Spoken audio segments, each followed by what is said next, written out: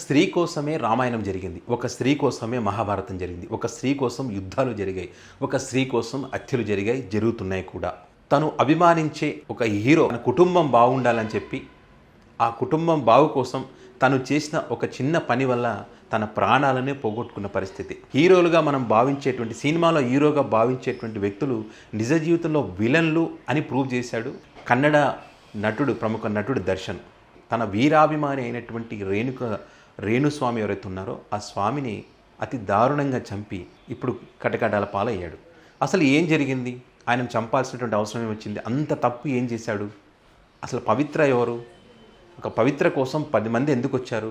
హీరోగా ఉండాల్సినటువంటి వ్యక్తి ఇంత దారుణానికి ఎందుకు ఒడిగట్టాడు అనేటువంటి విషయాలు ఒకటొకటి బయటకు వస్తూ ఉంటే నిజంగా ఒళ్ళు గగురు పొడిచేటువంటి నిజాలనే చెప్పొచ్చేవి. ఒక్కటి కాదు, అనేక సంఘటనలు గతంలో హీరోగా ఎదుగుతూ మంచి పొజిషన్లో ఉండి మంచి పనులు చేయాల్సినటువంటి వ్యక్తి తన జీవితంలో ప్రతిదీ కూడా కాంట్రవర్సీ. సినిమా అవకాశాల కోసం వచ్చినటువంటి ఆడవాళ్ళను లోబరుచుకోవడం, వాళ్ళతో కొన్ని రోజులు గడపడం, ఇలా గడుపుతున్నటువంటి క్రమంలో ఇంట్లో భార్యకు విషయం తెలవడం, విజయలక్ష్మి భార్య, వాళ్ళతో గొడవ జరగడం. ఇదే కాకుండా నిఖిత అని హీరోయిన్ ఉంటుంది, ఆ నిఖితతో కూడా రిలేషన్ కొనసాగించారు కొన్ని రోజులు. దానికి గొడవలు అవ్వడం, భార్య విజయలక్ష్మి డైరెక్ట్ నిఖితతో గొడవ పెట్టుకోవడం. ఈ విషయం తెలుసుకున్నటువంటి దర్శన్ ఇంటికి వెళ్ళి గన్ తీసుకొని కాల్చడం, త్రుటిలో తప్పించుకొని ఆమె మళ్ళీ పోలీస్ స్టేషన్కి వెళ్ళి కంప్లైంట్ చేయడం. అప్పుడు ఆయన 14 రోజులు రిమాండ్కి పంపడం. అక్కడ ఉన్నటువంటి సినిమా కన్నడ ఉన్నటువంటి ప్రముఖులు పెద్దలంతా కూడా మరి భార్యకు భర్తకి ఇద్దరికి రాజీ కుదిర్చి వాళ్ళని మళ్ళీ బయటికి తీసుకొచ్చి ఇక మీద తప్పులు జరగకుండా చూసుకోండి అని చెప్పడం వల్ల కొన్ని రోజులు బాగానే ఉండి మళ్ళీ తర్వాత ఎవరైతే ఈ పవిత్ర గౌడ అనేటువంటి మహిళ ఎవరైతే ఉన్నారో ఆమె టీవీ సీరియల్స్లో చిన్న చిన్న క్యారెక్టర్లు చేసుకుంటున్నటువంటి వ్యక్తి. ఆమె గతంలో అంటే ఆల్రెడీ పెళ్ళయి ఒక పాప కూడా ఉన్నటువంటి తరుణంలో ఆమె సినిమా ఇండస్ట్రీలోకి రావడం, చిన్న చిన్న క్యారెక్టర్లు చేస్తూ ఒక ఆడిషన్ జరుగుతున్నటువంటి క్రమంలో మరి ఈయన దర్శన్కి పరిచయం కావడం, ఆ పరిచయం కాస్త మరి కలిసి ఒక ఫామ్ హౌస్లో ఉన్నటువంటి పరిస్థితి. సో ఈ తరుణంలో ఇదంతా జరుగుతుంటే తన అభిమాన నటుడు దర్శన్కి సంబంధించినటువంటి ఫ్యామిలీ చిన్న భిన్నం అవుతుంది.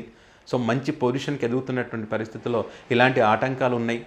కాబట్టి ఈ పవిత్ర గౌడ్ అనేటువంటి ఆ పర్సనే లేకుంటే దర్శన్ భార్య విజయలక్ష్మి బాగుంటారనేటువంటి ఒక ఆలోచన చేసినటువంటి ఒక అభిమాని రేణుకస్వామి ఎవరైతే ఉన్నారో అతను తన ఇన్స్టా అండ్ ఫేస్బుక్ తర్వాత వీటి ద్వారా రెగ్యులర్గా మెసేజ్లు పంపడం, ఆమెకి ఎవరికి పవిత్రకి మెసేజ్లు పంపుతూ ఉండేవాడు. అంటే తన అంగాన్ని కూడా ఫోటో తీసి దర్శన్ కన్నా నాది ఇంకా బాగుంటుందని చెప్పి ఫోటో పెట్టడం. ఇలా కొన్ని మెసేజ్లు అంటే అడ్రస్లు లేకోకుండా ఎవరు గుర్తుపెట్టరనుకుండా ఐడీలు మార్చి ఇట్లా పెడుతుండడం వల్ల మరి ఆ పవిత్ర దర్శన్కి కంప్లైంట్ చేయడం.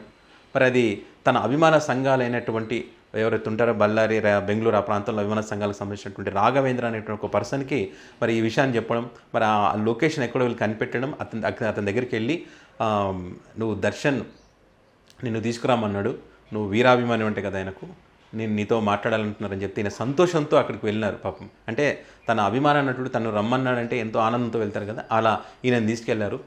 ఒక చోట ఒక షెడ్యూలో కూర్చోబెట్టి 10 మంది ఇష్టానుసారంగా కొట్టి, బెల్ట్తో కొట్టి, గోడకేసి కొట్టి, కర్రలతో కొట్టి, రాడ్లతో కొట్టి, ఎముకలు ఇరిగిపోయే రేంజ్లో నన్ను కొట్టి చివరికి దర్శన్ కూడా అక్కడికి వచ్చి మూత్రపిండాల మీద కాలుతో తనడం వల్ల అక్కడికక్కడే మృతి చెందాడని చెప్పి కూడా చెప్తా ఉన్న పరిస్థితి, తెలుస్తున్నటువంటి పరిస్థితులు. ఆ శవం కనిపించకుండా ఒక కాలువలో పాడేస్తే అదొక రాయికి తగిలి, ఆ రాయి తగిలినప్పుడు ఆ కుక్కలు అక్కడికి వెళ్ళి పీక తినడం, ఒక డెలివరీ బాయ్ అది చూడడం, పోలీసులకు కంప్లైంట్ చేయడం, వాళ్ళు అక్కడికి రావడం, ఒకవేళ దొరికితే కూడా ఏం చేయాలనేటువంటి ఒక ప్లానింగ్ ముందే వీళ్ళకి సెట్ చేసుకోవడం.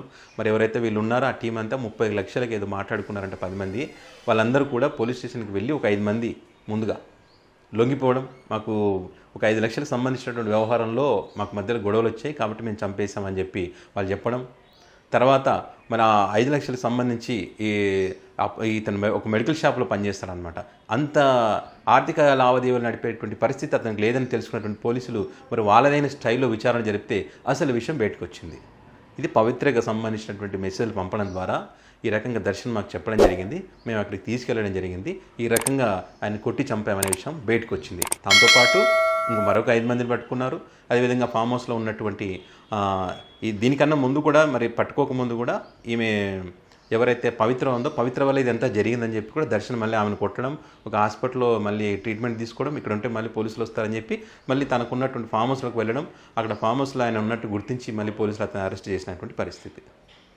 ఈరోజు దర్శన్ అనేవాడు ఒక స్టేజ్లో ఒక మంచి పొజిషన్లో ఉండాల్సినటువంటి వ్యక్తి ఈరోజు కటకటాల్లో ఉన్నటువంటి పరిస్థితి.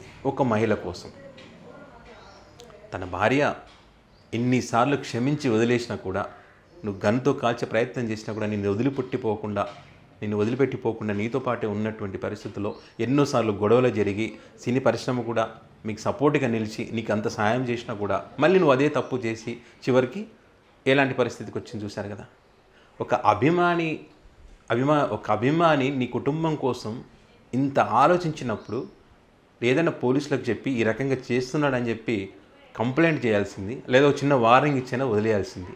అంత దారుణంగా కొట్టి చంపడం ఏంటని ఈరోజు నీ అభిమానులే నీకు చెప్పుల దండలేసి నీ మొహం మీద ఉమ్మిచ్చేటువంటి ప్రయత్నం చేస్తున్నాను. నిన్ను అభిమానించే వాళ్ళు ఈరోజు ఇంత దారుణాలు జరిగినటువంటి పరిస్థితి. దర్శన్ అంటే రియల్ లైఫ్లో విలన్ అయినటువంటి వ్యక్తిని అభిమానించి తన ప్రాణాలు పోగొట్టుకొని తన భార్య ఇప్పుడు 3 నెలల గర్భవతిగా ఉన్నటువంటి తన భార్యకైతే ఇప్పుడు అన్యాయం జరిగింది అనుకోవచ్చు. తన కుటుంబం రోడ్డున పడ్డ పరిస్థితి.